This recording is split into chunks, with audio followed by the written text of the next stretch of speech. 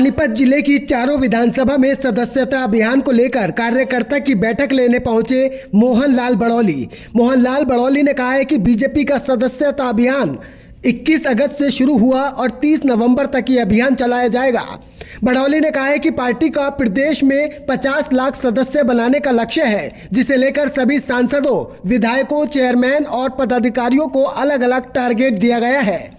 फिलहाल प्रदेश में 10 लाख से ज्यादा सदस्य बन चुके हैं। वहीं प्रदेश में फरीदाबाद में सबसे ज्यादा सदस्य बनाए जा चुके हैं। उन्होंने कहा है कि प्रदेश के मुख्यमंत्री नायब सिंह सैनी ने अपने महज 56 दिन के कार्यकाल में बड़ी घोषणाएं की, जिन्हें लगभग पूरा किया जा चुका है। इस मौके पर मोहनलाल बड़ौली ने कांग्रेस पर जमकर निशाना साधा। बड़ौली ने कहा है कि कांग्रेस की पूर्व हुड्डा सरकार ने भ्रष्टाचार और पाप किया। जब भी उनके नेताओं पर ईडी की कार्रवाई की गई तो उनके यहां से पैसा ही पैसा मिला। पूर्व मुख्यमंत्री भूपेंद्र सिंह हुड्डा ने जातिवाद और नौकरी बेचने का काम किया। भूपेंद्र हुड्डा क्या बोलता है वो सारा मीडिया के सामने है, जनता के सामने है। जनता सब कुछ जानती है।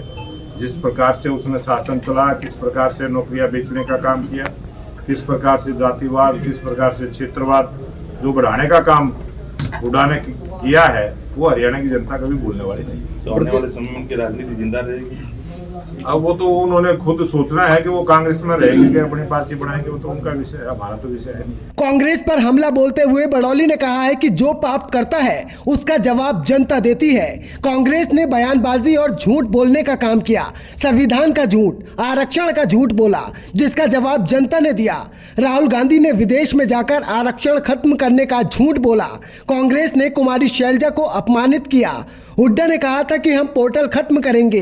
इन सभी बातों का जवाब जनता ने कांग्रेस को दे दिया है। 100% जब कोई पाप करता है, जब कोई भ्रष्टाचार करता है, और जो भी जिस पार्टी का वो नेता होता है उसको उसकी सजा जनता देती है।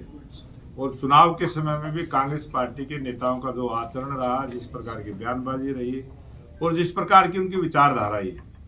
लोकसभा का चुनाव आपने देखा है। लोकसभा के चुनाव में किस प्रकार से कांग्रेस पार्टी ने पूरे देश में एक बड़ी झूठ बोलने का काम किया, और उस झूठ को भी उन्होंने ऐसे जचाने का काम किया। और बहुत बड़ा तबका, बहुत ज़्यादा बड़ी संख्या में ऐसे वोटर उनकी बात के प्रभाव में आए, और उन्होंने 2 झूठ हर मंच से बोली।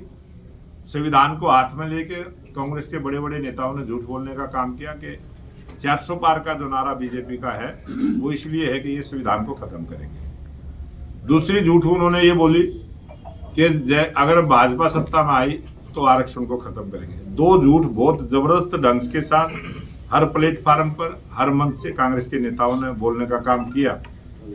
और कुछ जो साधारण व्यक्ति हैं, ग्रामीण अंचल के व्यक्ति हैं, वो उनकी बात से प्रभावित हुए, जिसकी वजह से कुछ वोट का परसेंटेज हमारा घटा, और जिस कारण से हमारी 240 सीटें आई।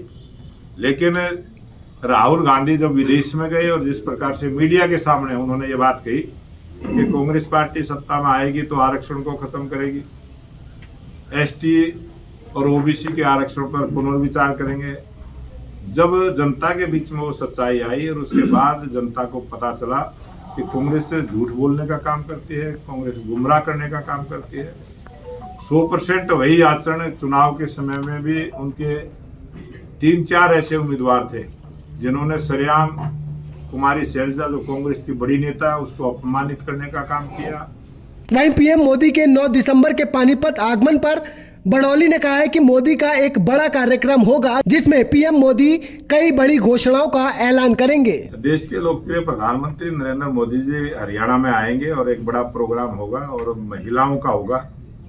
और जिस प्रकार की हमने अपने संकल्प पत्र में जो बातें कही थी, उन कई चीज़ों को हमने 100 दिन में पूरा करने का टारगेट हमारा है। ऐसे अनेक काम हमारी सरकार के हैं। जो देश के लोकप्रिय प्रधानमंत्री नरेंद्र मोदी जी आएंगे तो वो सब चीजों की घोषणा करने वाले हैं। वहीं प्रदेश में डीएपी की किल्लत पर बड़ौली ने कहा कि 2-3 दिन किसानों को दिक्कत आई थी, लेकिन अब सभी एजेंसियों में खाद पहुंचा दी गई है और किसानों को किसी तरह की कोई दिक्कत नहीं है। वहीं उन्होंने प्रदेश में निकाय चुनाव जल्द करवाने की भी बात कही है। ब्यूरो रिपोर्ट, हरियाणा आज।